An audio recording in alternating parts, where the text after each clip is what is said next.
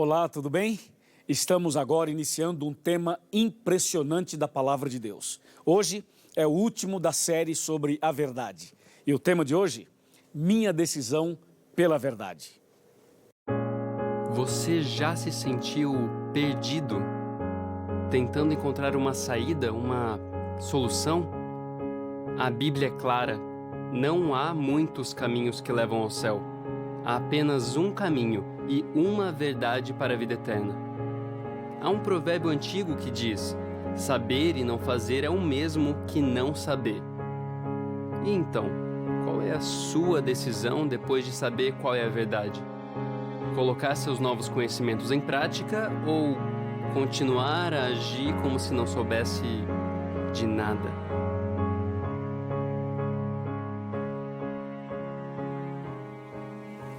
Bem, para responder essa pergunta, nós temos que abrir a Bíblia e estudá-la. E eu quero convidar você a abrir comigo a Palavra de Deus no Evangelho de Mateus, no capítulo 25, e os versos 34 e 41, que diz assim: Então dirá o rei aos que estiverem à sua direita: Vinde benditos de meu Pai, entrai na posse do reino que vos está preparado desde a fundação do mundo. E agora o verso 41. Então o rei dirá também aos que estiverem à sua esquerda: Apartai-vos de mim, malditos, para o fogo eterno, preparado para o diabo e seus anjos. Aqui nós temos uma situação final, ou seja, essas palavras serão pronunciadas por Jesus no último instante depois do milênio.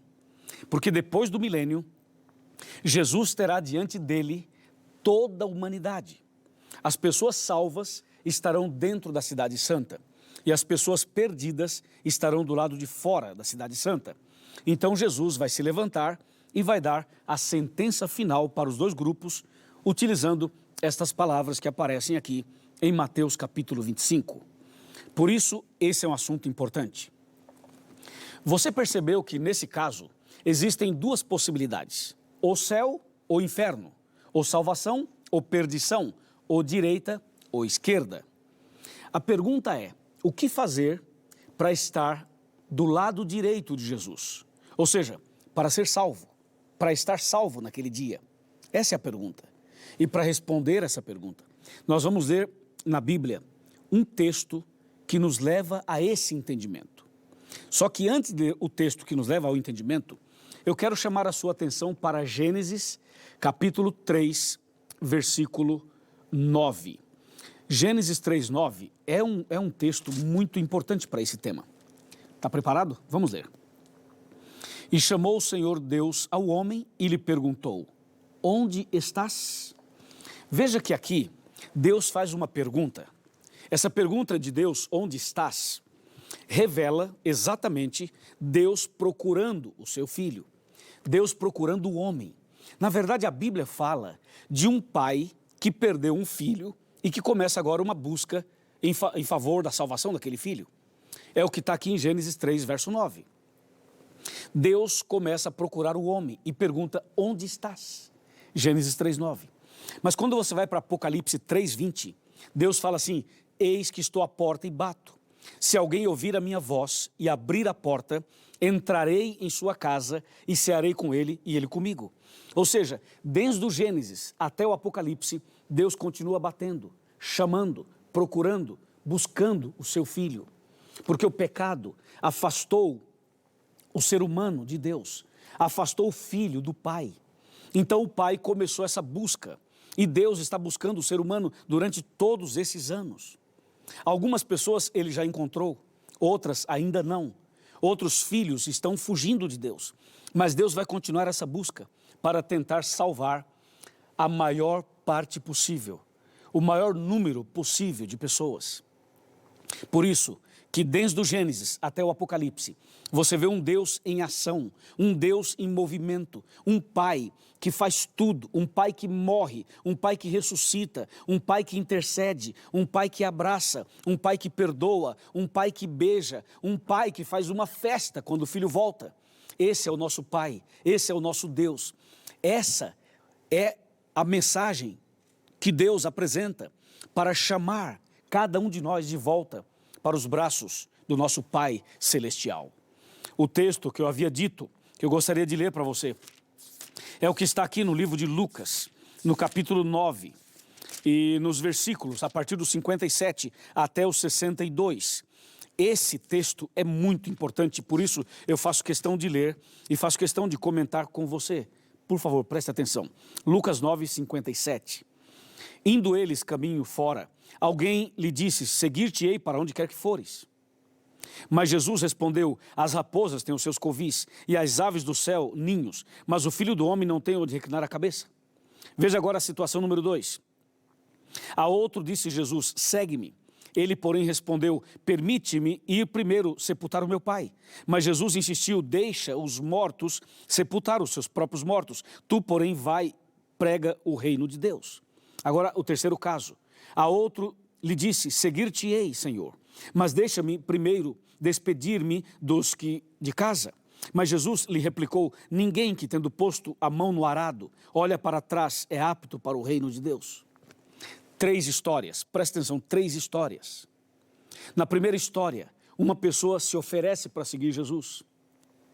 Na segunda história, Jesus chama uma pessoa. E na terceira, a pessoa se oferece outra vez. Nos 3 casos que você pode ver na Bíblia e aqui, você percebe que os 3 arrumaram desculpas para dizer não ao chamado de Jesus. E eu pergunto, será que você tem alguma desculpa para o chamado de Jesus? Lembre-se, na Bíblia só existem 2 caminhos, o estreito e o largo, o verdadeiro e o falso, luz e trevas, Deus e o diabo, Abel e Caim, Davi e Golias, céu e inferno, ovelhas e bodes, selo de Deus, marca da besta, Jerusalém e Babilônia, trindade do bem, trindade do mal. Você encontra na Bíblia somente 2 possibilidades. E por esse motivo, esse texto nos chama a atenção para uma decisão importante. E nós não devemos buscar desculpas, porque as desculpas podem ser um instrumento do inimigo para a sua perdição. Essas 3 histórias que eu acabei de ler em Lucas 9 mostram que realmente o pecado causou um estrago muito grande na vida das pessoas. E isso é tão sério, mas tão sério, que às vezes as pessoas estão com a mente embotada, obscurecida, e não conseguem entender que o chamado de Deus é para o bem delas. Uma vez eu convidei um jovem para ir à nossa igreja. Sabe o que ele me disse? Ele disse, não, eu não vou. E eu perguntei, por que não? Ele falou, porque eu quero ser livre. Por isso eu não vou à igreja. Eu quero ser livre. E se eu for à igreja, vou perder minha liberdade. Veja o conceito de liberdade que tinha esse jovem. E não é só ele, muita gente pensa igual.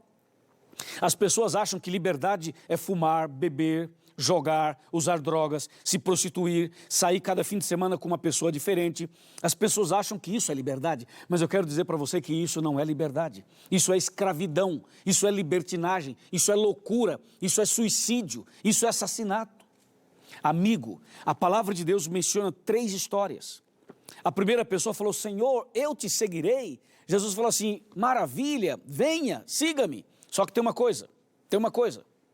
Eu quero te falar que as raposas têm os seus covis e que as aves dos céus têm os seus ninhos, mas eu não tenho nem onde dormir, não tenho onde reclinar a cabeça, não fico em hotel, não tenho uma casa. Ou seja, eu não vou te oferecer nenhum tipo de riqueza nem prosperidade, porque tem gente que quer seguir Jesus, mas quer a prosperidade.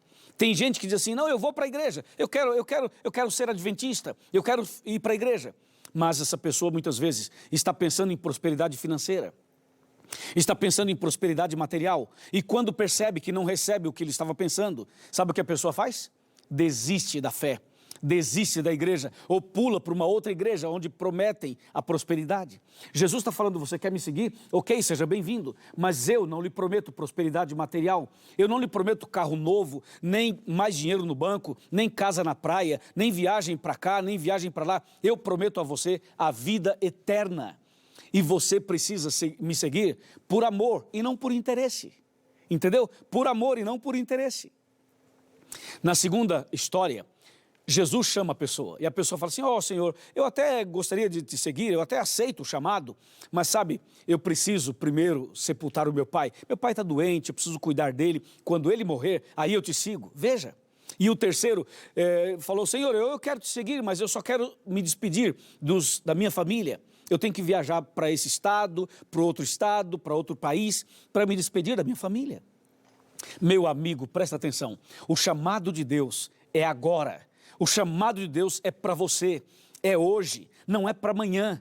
Deus tem um chamado para você, um chamado de salvação, um chamado de vida eterna. Então, não me arrume desculpas, por favor. Não fique aí sentado, questionando, duvidando, com essa cara desse tamanho. Levanta, tome uma decisão, uma atitude de fé. Venha para Jesus do jeito que você está. E Jesus vai curar você. Jesus vai salvar você. Jesus vai fazer de você uma nova criatura. Amém? Para falar um pouco mais sobre essa decisão pela verdade, eu quero sentar aqui na minha cadeira e quero conversar com você que me acompanha em casa, ou quem sabe no seu trabalho, ou quem sabe num pequeno grupo de estudos bíblicos. Eu quero então falar com você, mas eu quero que você venha aqui mais perto. Pode ser? Venha mais perto, venha. Chega mais perto. Pode chegar, meu amigo. Nós somos amigos e eu sou o seu pastor, ok? Deixa eu te falar uma coisa. Jesus ama você. E Jesus deseja entrar no seu coração. Enquanto eu estou falando contigo, eu sei que o Espírito Santo está do seu lado. E eu sei que Deus está falando ao seu coração. Estou pregando para uma pessoa que já conhece a verdade, já conhece os princípios bíblicos, até mesmo frequenta a igreja, mas falta a decisão pelo batismo. Nós queremos batizar você. Nós queremos conduzir você ao batistério, mas mais do que isso, nós queremos conduzir você pelo caminho certo do discipulado, para que você seja salvo naquele dia da volta de Jesus. Você aceita nascer de novo? Você aceita tomar uma decisão agora de entregar a vida a Jesus e ser batizado? Quer estar à direita de Jesus naquele dia? Quando Jesus, então, dar a sentença final, quando ele passar e der as últimas palavras para as pessoas e falar assim, vinde benditos de meu Pai, entrai na posse do reino que vos está preparado desde a fundação do mundo. Você quer ouvir isso? Então, por favor, se você deseja a salvação e a vida eterna, você precisa nascer de novo. Não arrume desculpas, por favor, entendeu? Esse é o momento de decidir. Estou falando com você, irmã, com você, isso, exatamente, é com você. Estou falando com você, meu amigo. Estou falando com você que me assiste, que me vê em São Paulo. Com você que me acompanha em Brasília. Estou falando com você que me assiste no Nordeste, ou no Norte, ou no Sudeste, ou no Rio de Janeiro, que é a região Sudeste, Minas Gerais.